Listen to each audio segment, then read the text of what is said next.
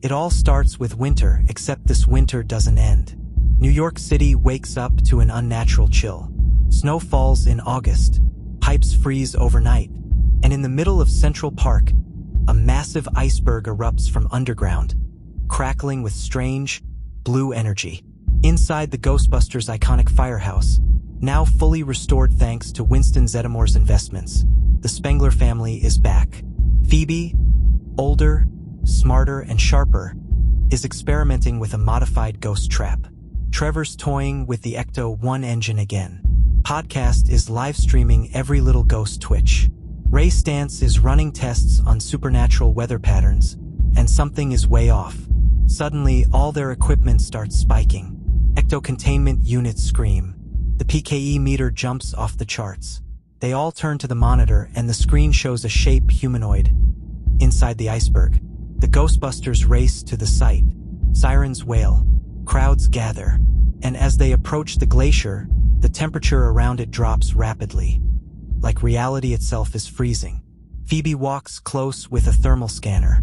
Then it happens. A crack races across the ice, and a piercing wail explodes through the city. Time itself slows. Birds freeze mid-flight. People collapse in the street. Phoebe falls to her knees as her breath turns to frost. The iceberg shatters, and from within, a towering ghostly figure emerges. Ancient, crowned, eyes burning blue, cloaked in a blizzard that moves with it. This is Garaka, the god of death and ice. Before the Ghostbusters can react, Garaka vanishes into a mist of snow, leaving only frostbitten chaos behind. Suddenly, the stakes skyrocket. This isn't just a haunting. It's not even a possession. It's a supernatural invasion, and winter is only the beginning. Ray dives into research, revealing that Garaka is no ordinary ghost. He's a forgotten deity, sealed away centuries ago by an ancient ghost tribe known only as the Icebound. His return was foretold in ghost scriptures buried beneath New York. Meanwhile, Phoebe starts hearing whispers. At first, she ignores them, but they grow louder. Stranger. They're calling her name. Podcast suggests doing a live ghost hunt in Central Park to attract the spirit. What they find instead are spectral footprints frozen into the lake. Ghosts they've never seen before, twisted, icy versions of those once trapped in the containment unit. Turns out, when the team rebooted the firehouse years ago, they didn't secure all the old seals. Phoebe, now half obsessed with finding answers, returns alone to the remains of the iceberg late at night. There, she sees something that shakes her. Her reflection in the ice begins moving on its own. It smiles and whispers back. At headquarters, Ray connects the dots. Garaka is building a spectral army using energy from the oldest ghosts, ones that predate even the Manhattan Crossrip. And his final goal? To freeze the boundary between the living and the dead, permanently. The Ghostbusters know they need backup. Janine calls in help. Gary Gruberson returns, now working with the government as a paranormal advisor. He brings with him a prototype device. The Megatrap, a massive, unstable version of the original ghost trap built to contain god-level entities. But it needs calibration, and only Phoebe can tune it. While she works, Phoebe starts to lose touch with reality. Her skin begins to chill unnaturally. She's not just fighting Garaka. She's becoming connected to him. And maybe he knows. Then comes the attack. Out of nowhere, a storm cloud rolls into New York. Temperatures plunge below zero in minutes. Garaka reappears, this time in Times Square. His presence freezes buildings, vehicles, people. It's a supernatural zero point. The Ghostbusters arrive with the Megatrap loaded into Ecto-1. They fire up the proton packs and launch an all-out battle. Trevor slides across icy pavement, blasting frost ghosts. Podcast uses a new gadget, the spectral boom mic, to confuse echo spirits with their own frequency. Gary barely survives a close encounter with a frost revenant. Phoebe confronts Garaka head-on. Her beam holds, but only for seconds. Garaka roars, and in one massive pulse of cold energy, the trap overloads, then explodes. Garaka disappears again, but not before whispering to Phoebe, face to face. "You belong to me. The city lies in ruins. The firehouse is badly damaged. And worse, something inside Phoebe has changed. And as she stares into the night sky, snow begins falling upward. So here's the question for you. What would you do if you discovered part of you wasn't human anymore? Would you fight it, or would you embrace the power? Let us know in the comments below, and tag someone who'd totally join the Ghostbusters if ghosts were real. Because this is just the beginning, and winter is far from over. Darkness has settled over New York.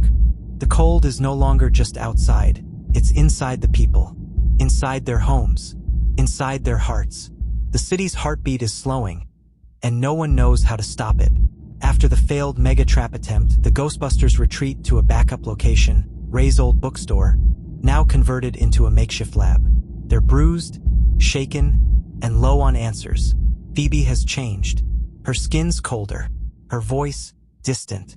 She sees shadows where there are none. At night, she sketches icy runes in her sleep. Runes no one recognizes, except Ray. He pulls out a forbidden book, hidden since 1984. It contains legends about the Frozen Empire, a secret ghost realm ruled by ancient entities who never died, because they were never alive to begin with. Garaka is not a ghost. He's a gatekeeper, a herald. His appearance means something worse is coming. Meanwhile, across the city, strange phenomena erupt. A subway car full of passengers goes silent. When emergency teams arrive, everyone inside is frozen in place, mid-motion. Their eyes are open, but they're not there. An entire wedding party at the Brooklyn Bridge vanishes. Only ice statues remain, sculpted in the shape of the bride and groom, mouths open in a silent scream. Whatever Garaka is planning, he's accelerating. Fast. Podcast picks up a weak ghost signal in an old jazz club downtown. When the team investigates, they find a ghost named Melody, a singer from the 1940s who never moved on. But Melody isn't afraid. She's warning them. She says Garaka has awakened the sleeper spirits, vengeful souls that froze in time before the containment grid was ever invented. And they're gathering to support him. The team needs reinforcements. Winston pulls strings and reactivates retired equipment from the old Ghostbusters warehouse. Slime blowers, Spectre mines, a barely functional Ecto-2 drone. He even finds the original blueprints for something called the Polarizer, a satellite weapon Egon designed but never tested. It could redirect ghost energy into a focus beam strong enough to banish even a god. But building it will take time. Time they don't have. Garaka's next move comes without warning. Avfritzing fog engulfsmenhetön. Within it, the sky splits open. A massive rift tears into the sky like a wound. And from it, ghost creatures pour out. Winged, frozen horrors. Each one a twisted echo of a soul Garaka has consumed. The Ghostbusters launch into action. Trevor drives Ecto-1 through the fog, barely avoiding frozen taxis and overturned buses. He uses the mounted proton cannon to blast ghosts out of the sky. Podcast sets up signal repeaters around the city to disrupt the spectral frequency.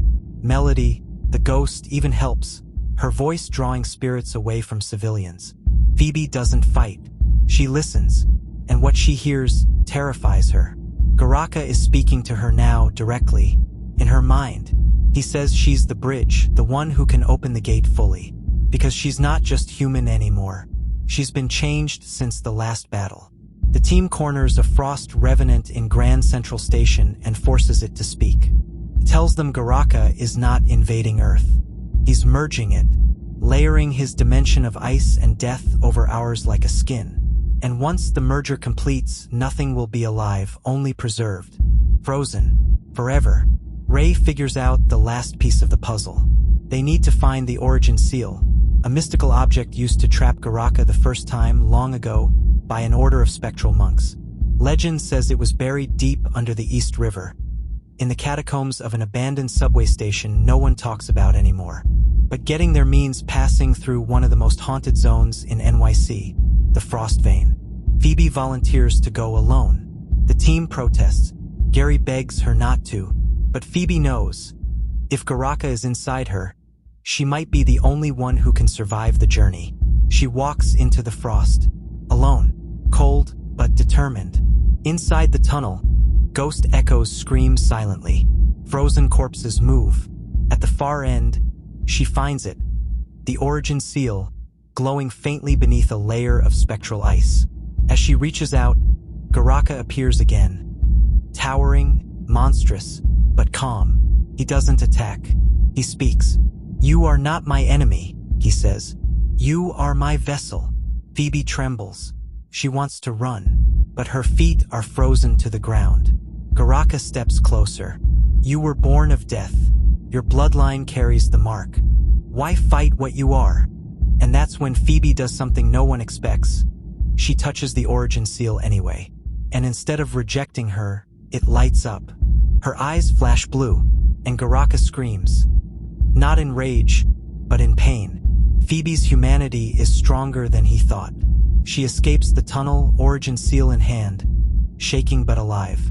The others rush to her. She collapses in their arms. But now they have a chance. The seal can trap Garaka again, but only if they weaken him first. And for that, they'll need every ally they can find, living or dead.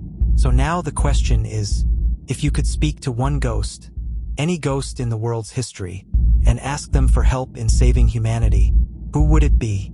Drop it in the comments, and tag someone who'd probably summon Elvis just to get autographs mid-battle. Because what comes next is war. The war has begun. Across New York, ice rips through concrete. Supernatural blizzards twist into tornadoes of screaming spirits. The sky turns violet with ghost lightning. And in the eye of the storm stands Garaka, growing stronger by the hour. But now, the Ghostbusters have the origin seal. Phoebe is barely holding herself together. Since touching the seal, her connection to the ghost world has deepened. She can sense every spirit in the city. Their fear, their pain, their whispers. She's becoming something more. Gary, usually the comedic relief, finally cracks.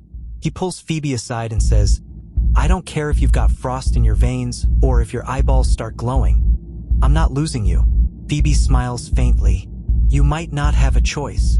Back at the firehouse, which now looks like a war room, the team preps for their final stand. Ray and Winston modify the polarizer tech to channel the origin seal's energy. Podcast converts the old ghost traps into landmines, each one rigged to detonate spectral charges that will disrupt Garaka's form. Trevor, meanwhile, quietly installs an ejector system on the Ecto-1. "In case things go south," he says, but deep down he knows he's prepping for someone not to make it home. Then silence.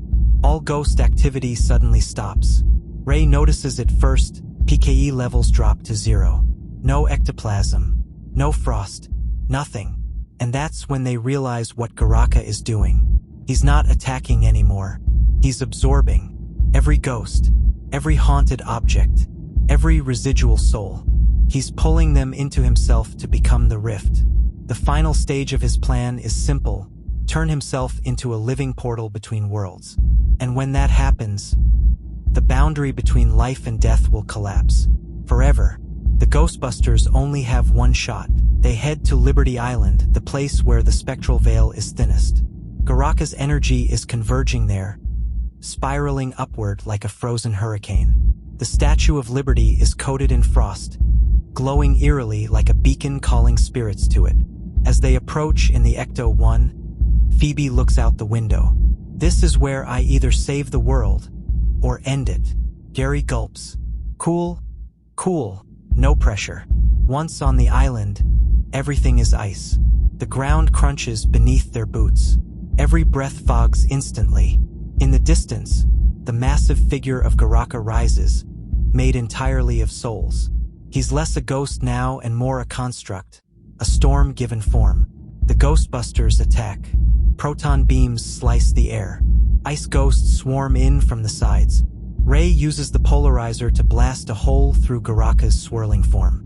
Podcast drops spectral mines that explode in pulses of orange light. Trevor drifts the Ecto-1 in a circle, mowing down frost beasts with precision. But Garaka is too strong. He lifts his arm and freezes Winston mid-run. Time slows around him. Phoebe screams. She grabs the origin seal. It glows, then burns.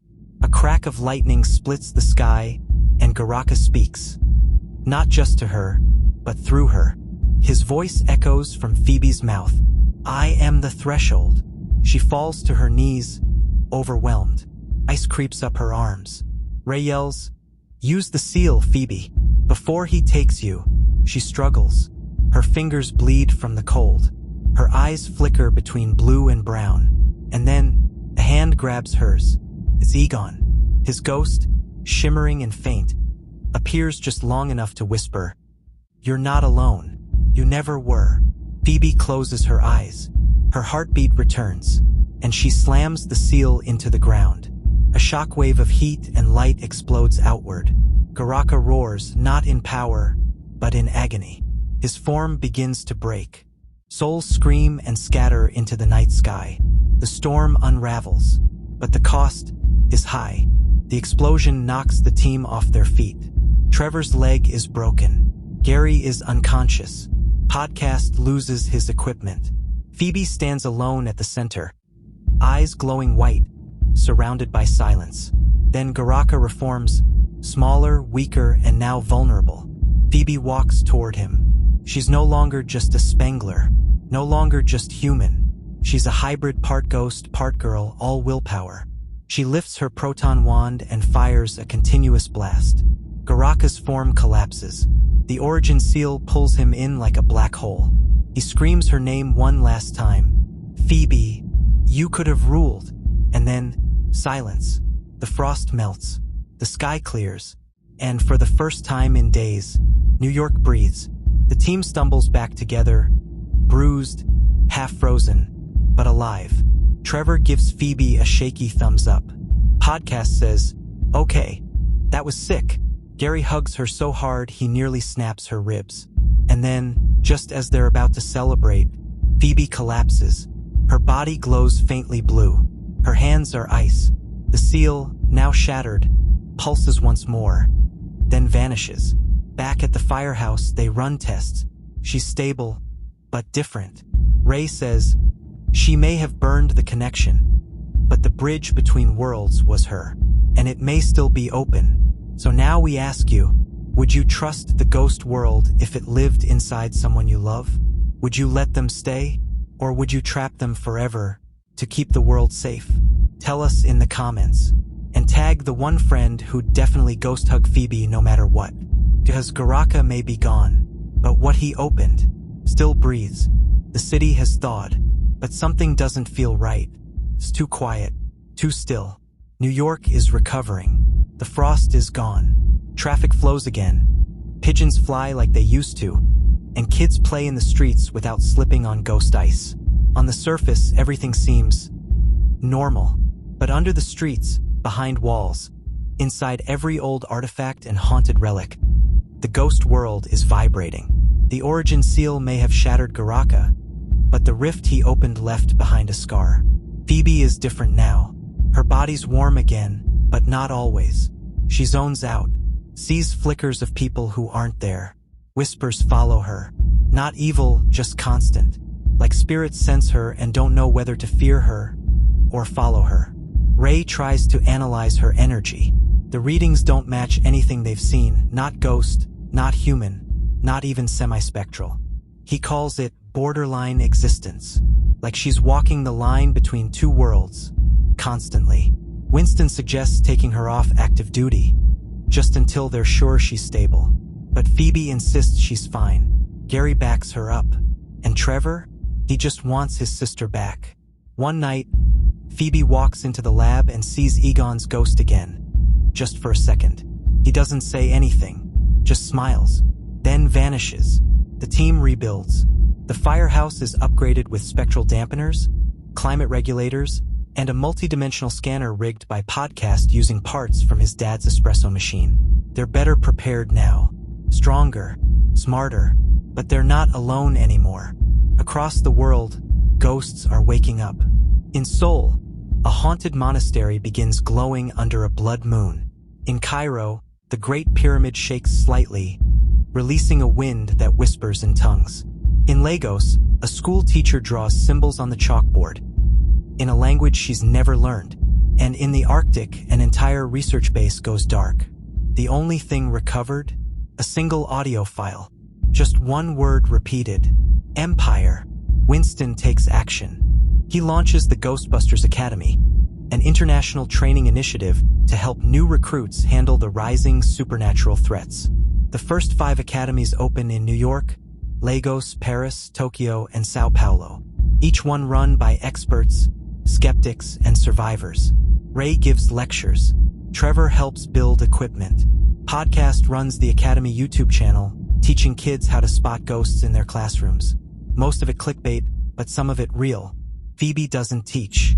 She watches and waits. Then comes the first real warning. A dormant ghost trap at the Academy in Paris explodes. It wasn't triggered. It wasn't hacked. Simply reversed. Whatever was inside forced its way out with such intensity. It froze the surrounding air, just like Garaka's presence used to. Except this time, it wasn't Garaka. Surveillance footage reveals a tall figure stepping out of the shattered trap. Not a ghost, not even a person, but a thing. Cloaked, moving like mist, but shaped like something royal. Its eyes flash red. The footage ends. Back in New York, Ray cross-references everything. He digs through occult texts, ancient ghost hunter scrolls, even whispers from ghost contacts Phoebe now channels. They all say the same thing. Garaka was not the king. He was the gatekeeper. He was part of something older, something bigger. A council, a dynasty, a frozen empire. The moment Garaka fell, they felt it. And now, they're coming to finish what he started. Phoebe confesses something terrifying. She's been seeing visions. Entire cities encased in ice. Ghost armies marching through Europe. People standing perfectly still, smiling, eyes glowing. She dreams of a throne made of bones and icicles. A crown hovering above it, waiting for her. She doesn't tell anyone, but sometimes, in the mirror, she sees it already on her head. Gary notices she hasn't been sleeping. Podcast confronts her. "Are you okay? You've been ghostier than the ghosts lately." She shrugs. "I just feel it. They're watching." Then the rift pulses. It had been dormant since Garaka's defeat. Contained. Stabilized. But now, all across every academy, the PKE meters flash simultaneously. The same signal. Not random. Pattern. A countdown. 5 days. That's how long until the next convergence. Ray thinks they're dealing with more than ghosts now. Entities that exist outside the spectral map. He calls them the crowned ones. They don't haunt, they harvest. They freeze reality itself and use Earth as a feeding ground. Trevor builds a new weapon, the cryocore. It's designed to destabilize freezing spirits before they fully materialize. Phoebe, against orders, modifies it to do the opposite. To communicate with them. The team catches her.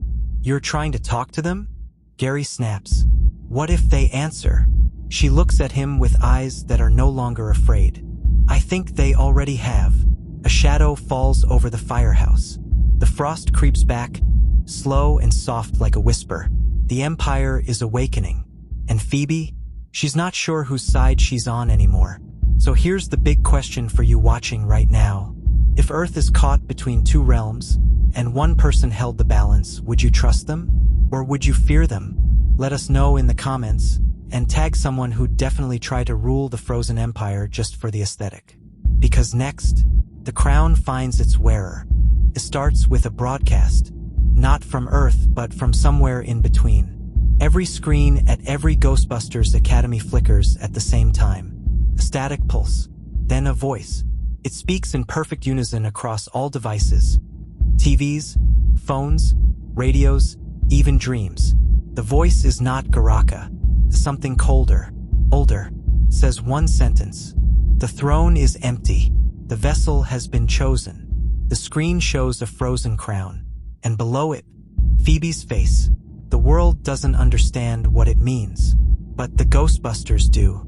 The crowned ones have arrived, and they're calling Phoebe home. Around the world, ghost activity spikes beyond anything the team has seen before. But this time, it's not chaos. It's organized. Ghosts don't scream. They march. In Seoul, A ghost army emerges from the Han River, forming precise lines across the bridges. In Paris, frost spreads from Notre Dame, shaping sigils in the streets. In Sao Paulo, entire buildings vanish, replaced by frozen echoes. They're not attacking the cities. They're claiming them, one by one. Ray says it out loud for the first time. They're building something. This isn't just another haunting. This is a kingdom. Phoebe finally admits the truth. She's been seeing the throne, not just in dreams, but in flashes, in reflections, in the rift. She's not just a target. She's the heir, and something inside her is waking up. Winston holds a private meeting with the senior Ghostbusters. They face a horrifying decision. If Phoebe is connected to the Frozen Empire, and if that empire takes form through her, do they stop her? Or do they trust her? Gary begs them to choose the second. She saved the world once. Maybe she can save it again. But Trevor, her own brother, isn't so sure anymore. She's not the same, and neither is the world. With 5 cities under siege and no way to predict the next move, the team splits up to reinforce each academy. But Phoebe disappears. She leaves a note, "I'm going to end this, or become it." She returns to the Rift Gate, the place where Garaka tried to merge the worlds. It's pulsing now, larger, alive. Inside, she steps into the frozen throne room she's seen 1,000 times in her mind. And waiting there, the crowned ones. They are not ghosts. They're not even beings. They're fragments of forgotten kings, echoes of dominions that ruled between life and death. They kneel, then speak. "You were born in the moment between frost and flame. Your bloodline carries the silence. You are balance. Be crowned." And floating toward her, the ice crown. Back on Earth, the Ghostbusters sense it. The PKE meters shatter. The sky freezes over. This is it, the coronation. But Phoebe doesn't lift the crown. She looks around and sees the frozen bodies of everyone she loves. Trevor, Podcast, Gary, Janine, Ray, all encased in silent ice. And then she hears a sound, faint, soft, proton stream. It's Egon's voice, whispering from the ether. There is no empire without cost. Phoebe reaches out, not for the crown but for the seal. She channels every ounce of her will, not just to reject the empire, but to collapse it. She forces the rift to implode, but something grabs her. The crowned ones scream in rage, trying to pull her back. And then, the rift shatters. From outside, the world sees a flash of white light across the skyline. The frost evaporates. Ghosts vanish. The crown? Gone. Phoebe wakes up in the firehouse. Alone. Everything seems normal. Too normal. She looks in the mirror, and behind her reflection is herself. Only colder. Smiles. Then disappears. Ray rushes in. "Are you okay? Did it work?" She nods. But we see it. Her breath fogs. In a warm room. Outside, the city is alive again. Kids laugh. Cars honk. Summer is back. But the camera pulls up higher, above the clouds, into orbit. And there, floating in the dark, is a frozen shape. A piece of the rift. Still glowing. Still waiting. One final whisper echoes across the sky. All empires rise again. So here's the real question. Do you think Phoebe really closed the door? Or did she become the lock? Drop your thoughts in the comments. And tag a friend who'd definitely join the Frozen Empire just to wear the crown for a selfie. Because winter is watching.